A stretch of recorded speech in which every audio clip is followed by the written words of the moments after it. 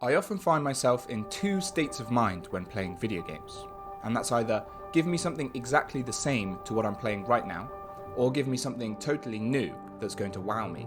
I'll happily hook a competitive FPS or a giant open world RPG straight into my veins until playing the game feels more like a chore than a joyful escape from the very real terror we call modern day life. And only once the game mechanics feel so much like a second nature to me that I can predict every move the game is going to make, only then will I probably play for like another month and then I'll stop. But at least in these moments I don't have to decide what game I'm playing. That's actually what I fear the most, is when I get in a mood where I need something new, something different, something exciting, and something that's going to have an impact on me. And I get so fixated on this need that it raises my expectations, and I'm too scared to pick something new for fear of it being bad or even just plain average. So there are two reasons I'm making this series on the best PS Now games. The first is that you don't have this problem, because there are literally hundreds of games on PS Now, and your time is precious. Hopefully with my help, you can narrow down your search to find your next favourite game. And the second reason is, I don't have to stress about which game to play if I have to play them all. You know? That's some... Quickly, before we get started, if you're new to the channel and you get to the end of this video and you think, you know what, that wasn't a complete train wreck, then please consider subscribing. Here at Video Game Subscription Wars, I compare all game subscriptions and the games they involve to see who's going to come out on top in this new era of game streaming and subscriptions. So, if you like the sound of that, please subscribe below, it would mean a lot to me, thanks. Okay, I won't waste any more of your time, let's do this. Just before we get started on the getting started, I've broken this list down into three categories: 2D platformers, 3D platformers, and your Metroidvanias, which are technically 2D platformers, but they offer a little something extra. So, I will put timestamps below in the description so you can find your way around. Okay, let's do this.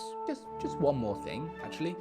Just wanted to point out that I didn't rank any of these games or give them review scores, because this is just my opinion, and that opinion isn't any more important or valuable than yours. So if there's a platformer that didn't make it on this best PS Now games list, it doesn't mean that it was bad, it just didn't meet the standard, in my opinion, of the other games on here. There are about 20 platformers in this video and 40 platformers on the service, so I had to make a cutoff point somewhere. That's it now, I'm gonna stop, let's do the video. So the best 2D platformer that you can play on PlayStation Now right this second, in my opinion, is Braid. And it's kind of a puzzle game more than a platformer. Alright, wait, bonus subcategory.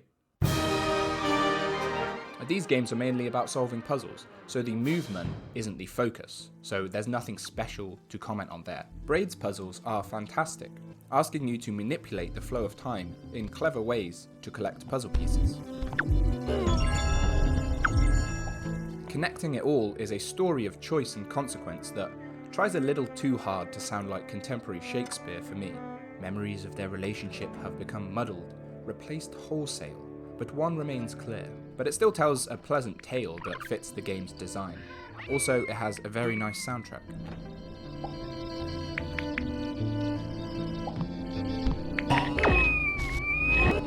Some of Braid's puzzles will certainly leave you stumped for several minutes, but the base mechanics are so intuitive that you always feel in touching distance of the solution.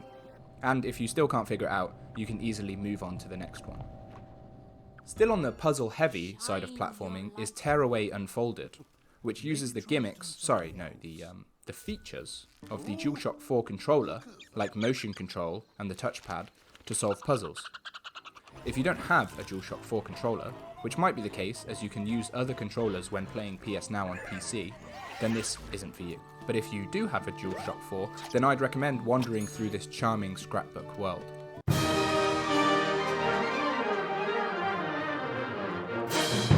Puzzles, or at least light elements of puzzle solving, are commonplace in a lot of platformers. But of the more traditional platformers, my favourite is LocoRoco, because it's just so bloody adorable. There's no wrong way to play out your quest to find world peace, as you gently tilt the screen left and right until you reach the finish line. while your eyes and ears appreciate the colourful artwork and the joyful chants of toddlers, which, trust me, sounds better than that description.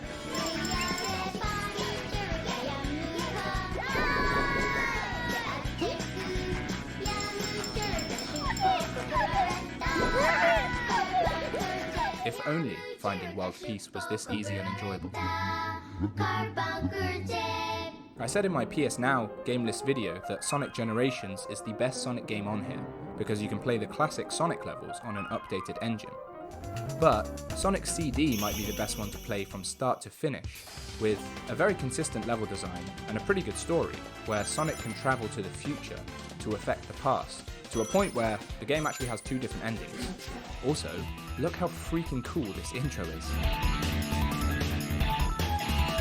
Mate, that's that Sega CD kind of intro. There's no game cartridges to be found here, man. There's nothing but compact discs in the future, baby. Stupid. Velocity 2X is a hybrid platformer and top-down shooter, and it blends the two very nicely. Teleportation is key to moving through the levels quickly, and it's much easier on foot, where you simply snap to the next position, than in your ship, where you have to semi-direct where you're going, which for me just meant lots of crashing. It's a game where speed is king and the rhythm of your actions is key, and I lacked both. But it did make me want to see what the game looks like if, good people play it. Yeah, that's about what I expected. If you think you can get to this standard, then definitely give Velocity 2X a go. I am you from the future. There's no time to explain. Follow me to... Oh, Christ! Ah! Yeah, it's a very captivating premise, right? Of course, No Time to Explain doesn't take itself seriously, and feels like it's ripped straight from those early 2000s Flash animations. Oh, hey man, where's your phone? Oh, it's charging. Dr. Octagonopus! So don't expect the time-travelling premise to really go anywhere. Take it at face value though, and there's a lot of laughs in here, but I'm not too sure about the movement itself. It seems random how much thrust you generate with the laser, and the gun that you get randomly in certain levels is actually far more fun to use. Some of the bosses as well require very little effort, but this is pretty fun on the whole. Honestly, when I saw the title, I didn't think this would make the list. You're an American chicken fighting Russian penguins on the ground and in the air, with jetpacks. I can understand the penguins, but why do you need a jetpack, man? You're a chicken. The combat is surprisingly satisfying, at least to begin with, but it does get repetitive pretty quickly. There are some cover mechanics that kind of almost work, but unfortunately they don't work as well as just shooting in a straight line until there are no penguins left standing, which is incidentally the name of my next album. If you're looking for couch co-op, look no further than Ibb and Obb. Playing solo forces you to control both these cute little buttons with the same controller, so this is essentially meant to be played with a friend. The puzzles centre on teamwork and get pretty difficult, but the bouncing visuals and soundtrack emit enough charm to stop you from rage quitting, either yourself or, on behalf of your partner. This is my 3rd time recommending Limbo, so you should know what it's about by now. If not, you clearly haven't been watching my videos, so shame on you. Don't think I'm going to explain it again. I'm not doing it. Look, this is your fault, not mine. Okay? Okay, good. Great. Good.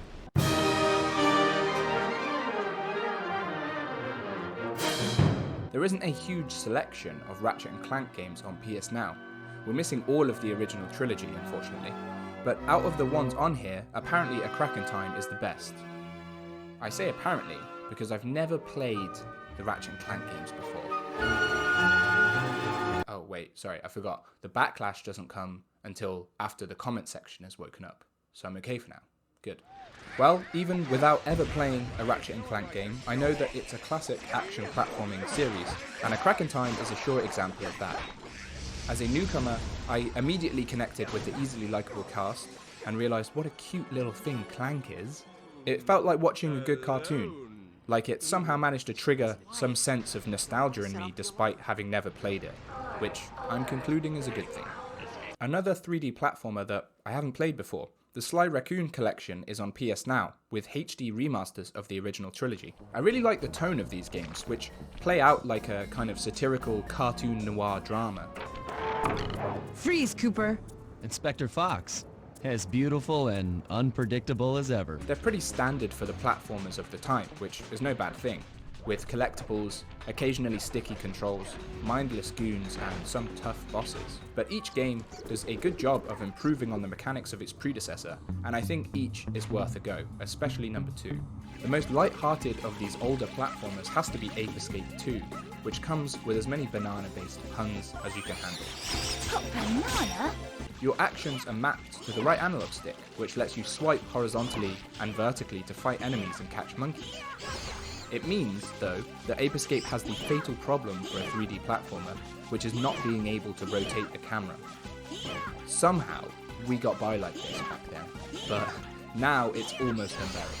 I bet you've never played a game as a ballerina before.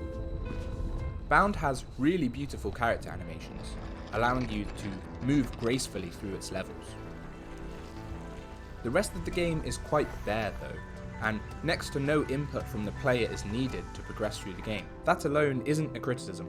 Other games of this indie, abstract narrative walking simulator subgenre, the best of which being Journey, are carried by their minimalism and their mystique.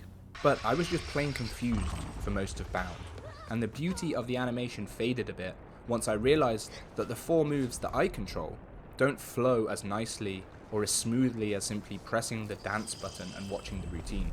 It's definitely worth trying, however, simply because you've never played anything like this before. I think you can call this a platformer. Most of the time you'd expect, or at least hope, a platformer to have tight controls, but this is very much the opposite.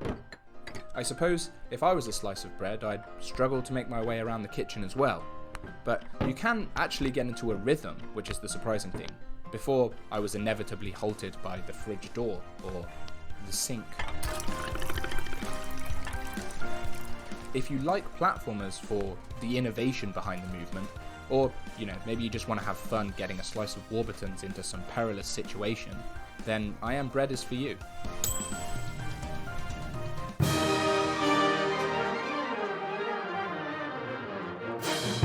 I played Hollow Knight on Xbox Game Pass in my second ever video. It's a little tidbit for you, and if you want a more detailed review, check that out. But to summarise, this is my favourite Metroidvania. I thought playing it again on PlayStation, only 6 months later, would feel repetitive. But Hollow Knight emphasises exploration so effortlessly that my second playthrough felt just as organic and as exciting as the first. Potentially even better, as this time, I knew what I was doing. I'm giving this a star of recommendation. Well, I recommend everything on this list, so... Okay, this gets the superstar of extra recommendations. Let's give it to Braid and Sly 2, Band of Thieves as well, while we're at it. Metroidvanias and platformers in general live and die by their movement. Dandara is a great example of changing the formula. I'm not sure why, but Dandara can't walk, at all. So, she instead leaps from surface to surface with impressive grace. If you can tie those leaps together, Dandara's movement becomes much faster and more fun than regular walking, and your attacks and abilities only emphasize that. Teslagrad is a Metroidvania, and a puzzler, and a platformer. Yeah, I know, these categories I made aren't the most rigid. In Teslagrad, you use magnets to attract and propel objects, and later on yourself. I failed my AS level physics class, and it definitely shows here. My own ineptitude aside, I did feel that Teslagrad's puzzle solving wasn't quite as intuitive as Braid's fluid time-warping mechanic. Fortunately, Teslagrad's hand-drawn designs are absolutely gorgeous to look at. I found Chronicles of Teddy, Harmony of Exodus, slow and confusing to start with, where I was met with a lot of dead ends and no idea how to make my way around any of them. And I get that that's expected in a Metroidvania. But if we take Metroid as the prime example, the purposeful lack of information still has some direction. What I mean by that is when you unlock the morphing ball, it's obvious how it's going to alter your movement and unlock new paths. In fact, you're shown how, straight away. In Chronicles of Teddy, I'm just presented with a load of obstacles at once. Am I supposed to figure out how to climb this tower, or how to cross this lake, or how to unlock this door. Well, it turns out that I had to be right in the center of this platform to progress. And, of course, Teddy only decides to chime in after you've figured it out. Like, oh boy, I guess we did it after all, you figured it out. If you have the patience though, Chronicles of Teddy shows off plenty of atmosphere, building a book of musical runes that perform magical actions when played in the right order is a nice touch as well. I just think a lack of emphasis on what's happening, and that goes for both the game's exploration and the story itself, stopped this being something really special. Until I booted this up, I was convinced Guacamelee was a Smash Brothers knockoff. That proves how deceiving a game's title and box art can be, because Guacamelee is a Metroidvania, obviously. It's a good one too, with combo-based combat at the center of its Dia de los Muertos setting. Stealth Inc. 2 is quite different to the other Metroidvanias, because it chooses stealth over combat. That stealth is very well implemented as well, where shadows can be manipulated to get past CCTV cameras and patrolling robots. That will not stop you from dying a lot though, as this game is very difficult. Which I like, because too many games use stealth as an excuse for oblivious AI that just break the immersion. Stealth Inc. 2 has AI that can see you and will not hesitate to kill you every time. And to round off this list, I have one unhonourable mention. Electronic Superjoy.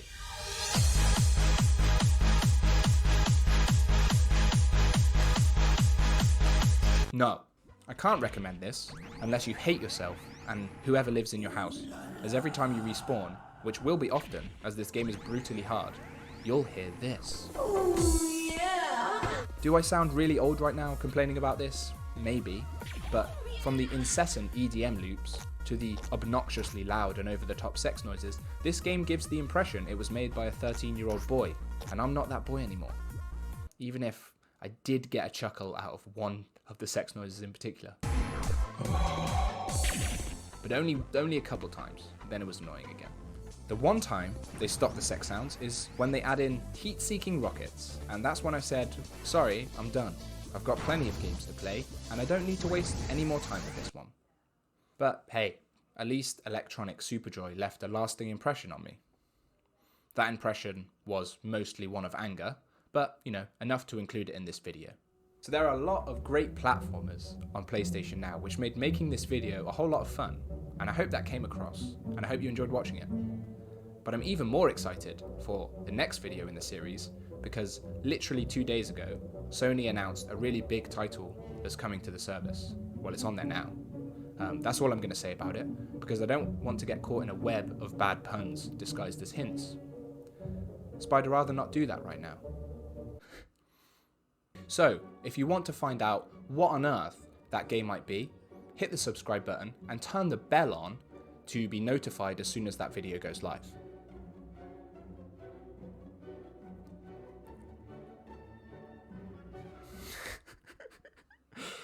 Thanks for watching. Alright, see you.